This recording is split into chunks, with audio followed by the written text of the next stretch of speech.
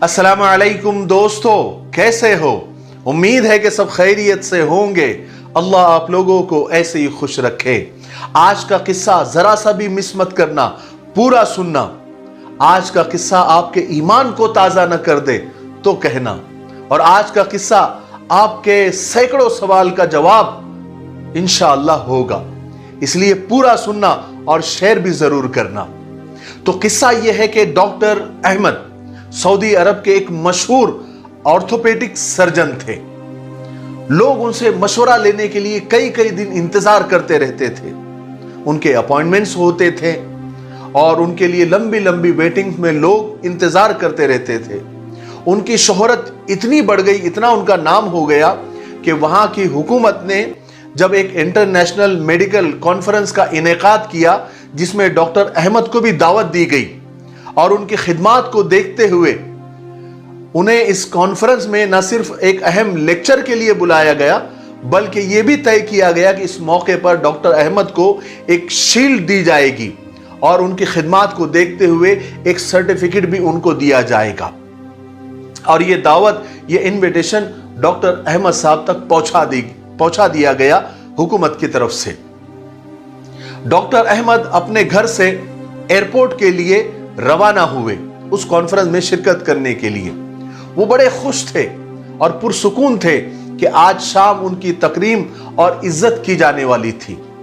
Airport पर वो मामूली चेकिंग के बाद फौरन ही हवाई जहाज में सवार हो गए। उनकी फ्लाइट वक्त के मुताबिक परवाज कर गई।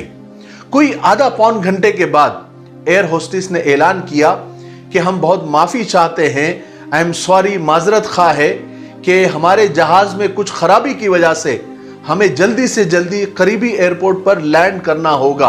हम वहां उतर रहे हैं, हमारे पास इसके सिवा कोई चारा नहीं है। अब हुआ यह कि फ्लाइट बगैर किसी रुकावट के करीबी एयरपोर्ट पर उतर गई। मुसाफिर पैसेंजर्स जहाज से उतरकर लाउंज में चले गए। डॉक्टर अहमद भी दूसरे मुसाफिरों के साथ वो फ्लाइट के रिपेयर होने का इंतजार करने लगे।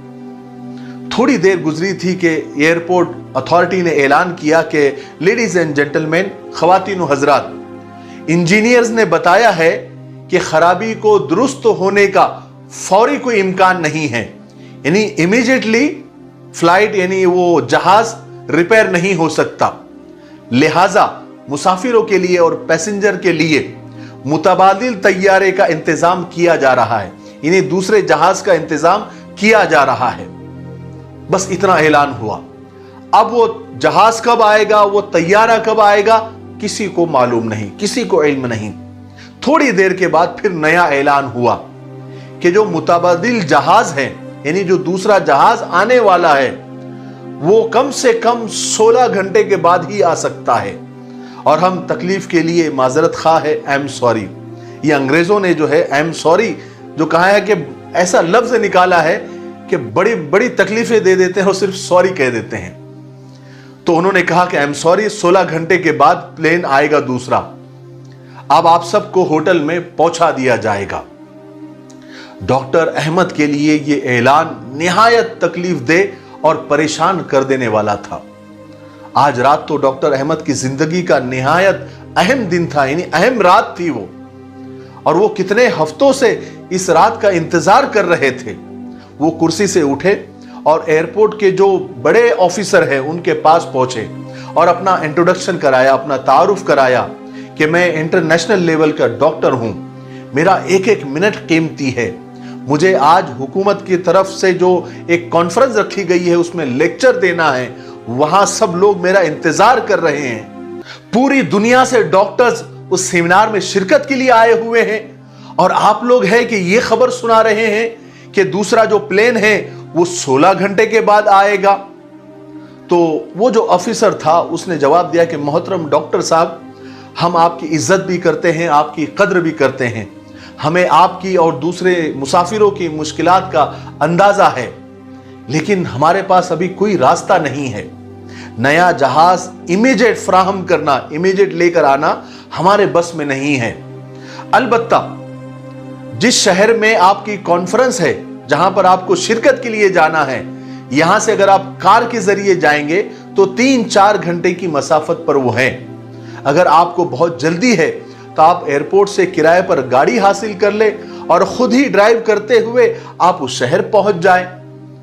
حالانکہ ڈاکٹر احمد کو لمبی ڈرائیونگ کرنا بالکل پسند نہیں تھا، مگر اب مجبوری تھی، ان کے پاس کوئی دوسرا راستہ تھا ہی نہیں۔ اس لیے انہوں نے وہ جو آفیسر نے مشورہ دیا تھا اس کو پسند کیا۔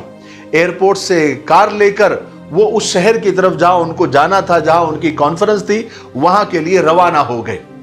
ابھی انہوں نے کچھ ہی فاصلہ طے کیا تھا کہ اچانک موسم خراب ہو گیا۔ موسم خراب ہونا شروع ہو گیا، آسمان پر گہرے بادل نمودار ہو گئے اور دیکھتے ہی دیکھتے زوردار بارش شروع ہو گئی، ہر طرف اندھیرا چھا گیا۔ موسم کی خرابی کی وجہ سے ڈاکٹر احمد کو اندازہ ہی نہیں ہوا کہ وہ کس سمت جا رہے ہیں، کس ڈائریکشن میں جا رہے ہیں۔ 2 گھنٹے وہ مسلسل کار چلاتے رہے، بالآخر ان کو یقین ہو گیا کہ وہ راستے سے بھٹک چکے ہیں۔ اب انہیں بھوک اور تھکاوٹ کا احساس بڑی شدت سے ہونے لگا۔ انہوں نے یہ سوچا تھا کہ 3-4 گھنٹے کا سفر ہے، ایسے ہی کٹ جائے گا، اس لیے انہوں نے ساتھ میں کھانے پینے کی کوئی چیز نہیں لی تھی۔ اب انہیں کسی ایسے ٹھکانے کی تلاش تھی جہاں پر انہیں کچھ کھانے پینے کی چیز مل سکے۔ جہاں وقت تیزی سے گزرتا جا رہا تھا اور چاروں طرف اندھیرا چھایا ہوا تھا، انہیں ایک چھوٹے سے گاؤں کے پاس سے وہ گزر رہے تھے تو انہیں یعنی غیر شعوری طور پر ان کی گاڑی ایک چھوٹے سے جھوپڑے نما گھر کے پاس رک گئی۔ تھوڑی ہی دیر میں ڈاکٹر احمد کا ہاتھ اس چھوٹے سے گھر کے دروازے پر دستک دے رہا تھا۔ مجبوری انسان کو کہاں سے کہاں پہنچا دیتی ہے۔ بہرحال جب ڈاکٹر احمد نے وہ چھوٹے سے گھر کا دروازہ کھٹکھٹایا تو اندر سے بالکل ایک بوڑھی سی، نحیف سی اور ناتواسی آواز ان کے کانوں میں پڑی، جو اندر سے بڑھیا یہ کہہ رہی تھی کہ بھائی جو بھی ہو اندر آ جاؤ، دروازہ کھلا ہے۔ ڈاکٹر احمد گھر کے دروازے سے اندر داخل ہوئے تو دیکھا کہ ایک بوڑھی متحرک کرسی پر بیٹھی ہوئی ہے، یعنی وہ کرسی جو ہلتی ہے نا اس کے اوپر بیٹھی ہوئی ہے۔ انہوں نے خاتون سے کہا، یعنی اس بوڑھی عورت سے کہا ڈاکٹر احمد نے کہ اماں جان، میرے موبائل کی بیٹری ختم ہو چکی ہے، کیا میں اپنا موبائل چارج کر سکتا ہوں؟ تو بوڑھی عورت مسکرا کر کہنے لگی، میرے بیٹے کون سے فون کی بات کر رہے ہو؟ تمہیں شاید معلوم نہیں ہے کہ تم اس وقت کہاں ہو۔ ہمارے یہاں تو نہ بجلی ہے نہ ٹیلی فون ہے، یہ ایک چھوٹا سا گاؤں ہے جہاں شہری سہولتوں کا کوئی تصور نہیں ہے، یہاں پر یہ سب چیزیں نہیں ہیں۔ پھر اس نے یعنی اس بڑھیا نے اور کہا کہ میرے بیٹے وہ میز پر چائے اور کھانا رکھا ہوا ہے، لگتا ہے کہ تم بھوکے اور پیاسے ہو، راستہ بھٹک گئے ہو، تم پہلے کھانا کھا لو پھر ہم بات کریں گے، لگتا ہے کہ تم لمبے سفر سے تھکے ہوئے آئے ہوئے ہو۔ ڈاکٹر احمد نے اس بوڑھی عورت کا شکریہ ادا کیا اور کھانے پر ٹوٹ پڑے۔ سفر کی تھکاوٹ سے انہیں شدید بھوک لگی ہوئی تھی۔ جب وہ کھانا کھا رہے تھے تو انہوں نے دیکھا کہ وہ بوڑھی عورت کے کرسی کے ساتھ والی چارپائی پر تھوڑی حرکت ہوئی اور وہاں سے ایک معصوم بچے کی رونے کی آواز آئی، اور وہ بوڑھی عورت اس بچے کو تھپک کر سلا رہی تھی اور اسے دعائیں دے رہی تھی۔ وہ اس بچے کی صحت اور سلامتی کے لیے لمبی لمبی دعائیں کر رہی تھی۔ ڈاکٹر احمد نے اطمینان سے کھانا کھایا اور بوڑھی اماں سے کہنے لگے کہ اماں جان، آپ نے اپنے اخلاق، کرم اور میزبانی سے میرا دل جیت لیا ہے، اور آپ اس بچے کے لیے لمبی لمبی دعائیں مانگ رہی ہے، امید ہے کہ اللہ تعالیٰ آپ کی دعائیں ضرور قبول کرے گا۔ وہ بوڑھی عورت کہنے لگی کہ میرے بیٹے، میرے اللہ نے میری تمام دعائیں سنی ہے اور قبول بھی کی ہیں، ہاں بس ایک دعا باقی ہے جو شاید میرے کمزور ایمان کی وجہ سے پوری نہیں ہو پا رہی ہے۔ تم تو مسافر ہو، دعا کرو، شاید تمہاری دعا قبول ہو جائے۔ ڈاکٹر احمد کہنے لگے کہ اماں جان، وہ کون سی دعا ہے جو قبول نہیں ہوئی اب تک؟ آپ مجھے اپنا کام بتائے اور مجھے اپنے بیٹے کی طرح سمجھے، اللہ نے چاہا تو شاید میں آپ کے کام آ سکوں اور آپ کی ضرورت کو پورا کر سکوں۔ وہ بوڑھی عورت کہنے لگی کہ میرے عزیز بیٹے، وہ جو دعا ہے اور وہ جو میری خواہش ہے میرے اپنے لیے نہیں ہے، بلکہ اس یتیم بچے کے لیے ہے جو میرا پوتا ہے، उसके माँ बाप कुछ ही दिन पहले इस दुनिया से चले गए और इस बच्चे को हड्डियों की एक खतरनाक बीमारी है जिसकी वजह से ये बच्चा चलने फिरने से माजूर है। मैंने यहाँ के हकीमों, डॉक्टरों और तबीबों के पास इसके बड़े इलाज कराए, मगर सब के सब डॉक्टर इसके इलाज से आजिज आ गए। सब ने जवाब दे दिया है। फिर डॉक्टर लोगों ने मुझे मशवरा दिया है कि इस मुल्क में एक ही डॉक्टर है जो हड्डियों के इलाज का बड़ा माहिर है और उसकी शोहरत दूर दूर तक है और वो बड़ा माना हुआ सर्जन है और वही इस बच्चे का इलाज कर सकता है। मगर बेटे वो तो यहां से बहुत दूर रहता है। फिर सुना है कि वो बहुत महंगा है, महीनों महीनों पहले नंबर लगाने पड़ते हैं, अपॉइंटमेंट लेना पड़ता है, उसकी फीस भी बहुत ज्यादा है और उस तक पहुंचना कोई आसान काम तो नहीं है। और तुम तो मेरी हालत तो देख ही रहे हो, मैं बूढ़ी सी जान हूं, किसी भी वक्त मुझे अल्लाह का बुलावा आ सकता है।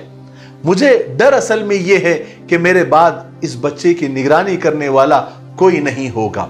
मैं हर वक्त अल्लाह ताला से दुआ करती रहती हूं कि या अल्लाह कोई जरिया पैदा कर दे, कोई सबब पैदा कर दे कि इस यतीम बच्चे का इलाज उसी डॉक्टर से हो जाए।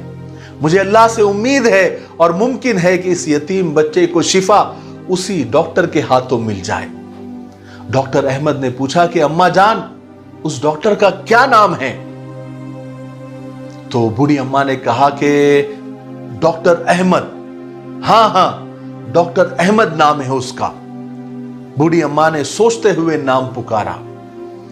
हाय हाय हाय हाय, या अल्लाह तेरी कुदरत। डॉक्टर अहमद अपने जज्बात पे काबू नहीं रख सके। उनके आंखों से मुसलसल आंसू जारी हो गए। उन्होंने उसी रुंधी हुई आवाज में कहा कि अम्मा जान अब मैं समझ गया कि मेरा जहाज क्यों खराब हुआ, मुझे रास्ते में ही क्यों उतरना पड़ा, मुझे कार से सफर क्यों करना पड़ा और तूफान क्यों आया, बारिश क्यों आई, आंधी क्यों आई, मैं रास्ता क्यों भूल गया। अल्लाह तबारक व तआला ने मुझे आपके घर जबरदस्ती भिजवाया है। अम्मा आपकी दुआ आखिर कबूल हो चुकी है। अल्लाह रब्बुल इज्जत ने ऐसे असबाब और ऐसे जरिए मुहैया कर दिए हैं कि वो हड्डियों का डॉक्टर जिसके अपॉइंटमेंट के लिए नंबर लगाने पड़ते हैं और जिसका अपॉइंटमेंट महीनों महीनों तक चलता है, वो डॉक्टर चलकर खुद आपके घर आ गया है। मैं आया क्या हूं, मुझे भेजा गया है। अम्मा जान आप बेफिक्र हो जाए, मैं आपके पोते का इलाज खुद करूंगा और स्पेशली और खास तौर पर, खुसूसी तौर पर मैं उस पर ध्यान दूंगा और अल्लाह ने चाहा तो उसको शिफा मिल जाएगी। मेरे प्यारे भाइयों, बहनों और दोस्तों, जब अल्लाह ताला किसी बंदे की दुआ को सुन लेता है और कबूल कर लेता है तो फिर उसको पूरा करने के लिए असबाब भी, जरिए भी खुद ही मुहैया फरमा देता है। कायनात की सारी मखलूक, चाहे वो जानदार हो या बेजान हो, अल्लाह के हुक्म और उसके मशीयत के और उसकी चाहत के और उसके कुन के पाबंद है। इस वाक़ई में आप देख सकते हैं कि किस तरह अल्लाह तबारक व तआला ने जमीन और आसमान की मुख्तलिफ कुव्वतों को काम में लाकर बूढ़ी अम्मा की दुआ को पूरा करने में लगा दिया। बस आखिर में मेरी एक नसीहत सुन लीजिए कि दुआ मांगते हुए कबूल होने या ना होने का शक दिल में न रखा करें कि पता नहीं ये दुआ कबूल होगी या नहीं, पता नहीं वो चीज मिलेगी या नहीं, पता नहीं वो काम हो सकेगा या नहीं। ये सारे शक और ये सारे खदशात तुम्हारी अपनी जात के हैं। अल्लाह की जात तो इससे कहीं ज्यादा वसी है। वो तो मोजिज़ों का बादशाह है। वो जब चाहे हालात बदल सकता है, पलट सकता है। वो जब चाहे दिलों को बदल सकता है। वो जब चाहे ला हासिल चीजों से नवाज सकता है। वो जब चाहे नसीब को बदल सकता है। अल्लाह वो सब कुछ कर सकता है जो तुम हम नहीं कर सकते। बस जिसकी जात लामहदूद है, उससे महदूद दुआएं कैसी। अपने अमाल को देखकर नहीं, उसकी शान को देखकर मांगा करो। जिसने तुम्हें बनाया है उससे बेहतर तुम्हें कोई समझ नहीं सकता। याद रखो, कायनात में ऐसा कुछ भी नहीं है جو ہمارا رب نہیں کر سکتا۔ کائنات میں کوئی ایسا زخم نہیں ہے جسے اللہ بھر نہیں سکتا۔ مجھے امید ہے کہ اس قصے سے ہمارا ایمان تازہ ہو گیا ہوگا اور بہت سارے سوالوں کے جواب مل گئے ہوں گے۔ میرے لیے، پوری امت کے لیے، پوری انسانیت، پوری مانوتا کے لیے اور ہمارے پیارے ملک بھارت کے لیے اور یہاں کے امن و امان کے لیے خوب دعائیں کرتے رہے۔ السلام علیکم ورحمۃ اللہ وبرکاتہ۔